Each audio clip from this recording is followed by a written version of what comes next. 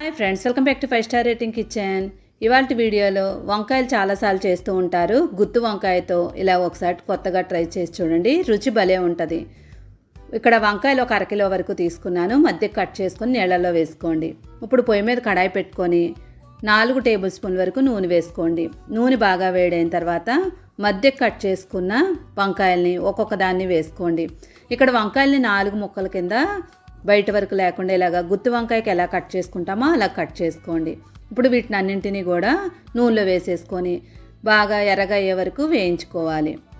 వంకాయని వేపడం వల్ల ఎక్కువ నూనె లాగకుండా తక్కువ నూనెతోనే మనం తయారు చేసుకోవచ్చు. ఇప్పుడు ఒక మిక్సీ గిన్నె తీసుకొని దానిలో 12 నుండి 15 వరకు జీడిపప్పు తీసుకోండి.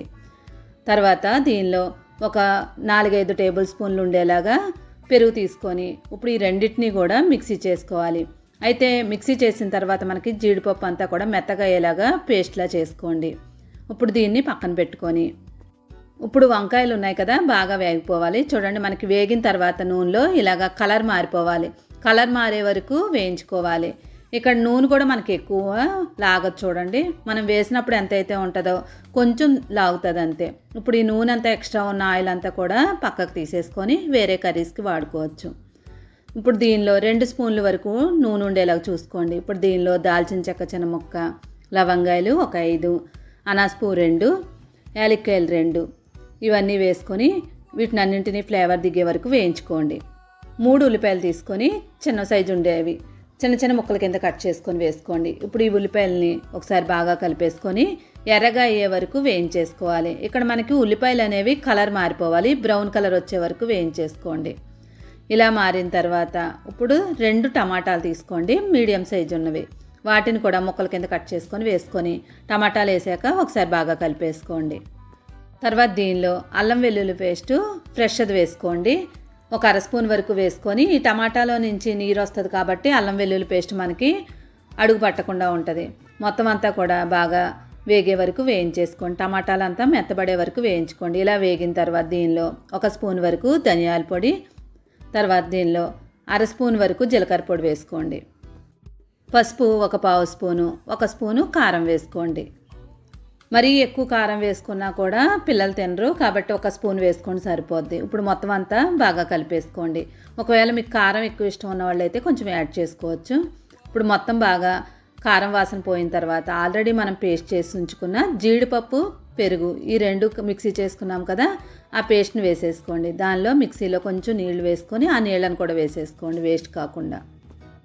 జీడిపప్పు వేసాం కదా, పచ్చివాసన పోయే వరకు ఒక 2-3 నిమిషాల పాటు వేయించేసుకోండి.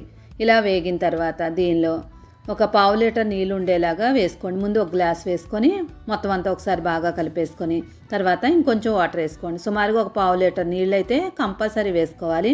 ఇప్పుడు మొత్తం అంతా ఒకసారి కలిపేసుకోండి. తర్వాత దీనిలో రుచికి తగినట్లుగా ఉప్పు వేసుకోండి. ఈ స్టేజ్లో వేసినట్లయితే ఉప్పు మనకు కరెక్ట్గా తెలుస్తుంది.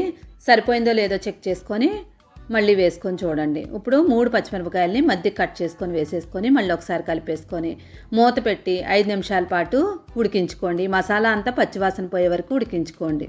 మరీ ఎక్కువసేపు అయితే అవసరం లేదు. 3 నిమిషాలు ఉడికిన తర్వాత మూత తీసుకొని ఒకసారి మళ్ళీ అడుగు పట్టిందో లేదో చూసుకొని కలిపేసుకోండి. మధ్య మధ్యలో మూత తీసి కలుపుకుంటూ ఉండండి. మసాలా ఏమన్నా మనకు అడుగు పడుతూ ఉంటుంది చూసుకోండి. ఇలా మొత్తం కలుపుకున్న తర్వాత వేయించి ఉంచుకున్న వంకాయలను వేసేసుకోండి. చాలామంది గుత్తి వంకాయ చేస్తూ ఉంటారు, ఆయిల్ ఎక్కువ అవుతుంది. ఇలా చేసుకున్నట్లయితే మరీ ఎక్కువ అయితే ఆయిల్ మనకు పట్టదు. కొంచెం ఆయిల్లోనే మనం వంకాయని తయారు చేసుకోవచ్చు. కలిపేసుకోండి. మొత్తం అంతా కూడా వంకాయలకు పట్టేలాగా 1 నిమిషం పాటు కలిపేసుకొని మళ్ళీ మూత పెట్టి ఒక 2-3 నిమిషాల పాటు మసాలా అంతా లోపలికి పట్టేలాగా ఉడికించుకోవాలి. చూడండి, వంకాయని చూస్తేనే ఇలానే తినేయాలనిపిస్తుంది.